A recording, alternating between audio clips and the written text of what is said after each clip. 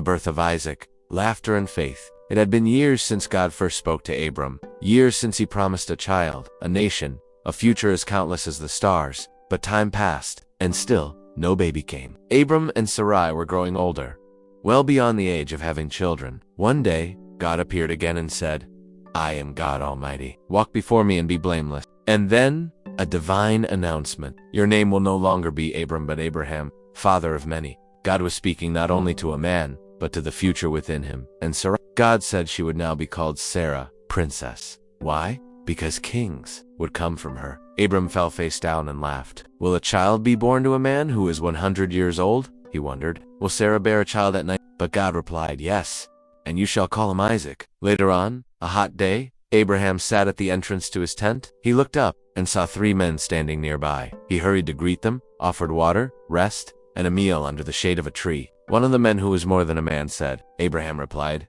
in the tent. Then the man said something that made Sarah freeze. I will return to you at this time next year, and Sarah, your wife, will have a son. Sarah laughed to herself. After I am worn out, and my husband is old, will I now have this joy? Then the Lord asked, why did Sarah laugh?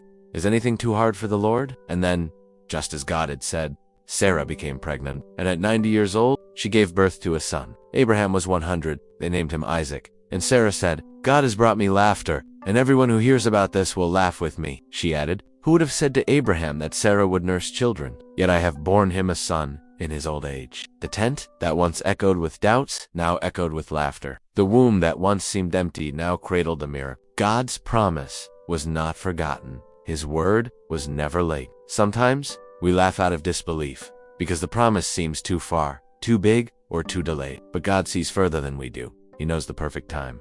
And when his promise arrives, our laughter turns from doubt into joy. God has brought me laughter, and everyone who hears about this will laugh with me. Genesis 21-6. Subscribe and don't miss the next story. When Abraham is faced with the ultimate test, giving back the son he waited his whole life to receive.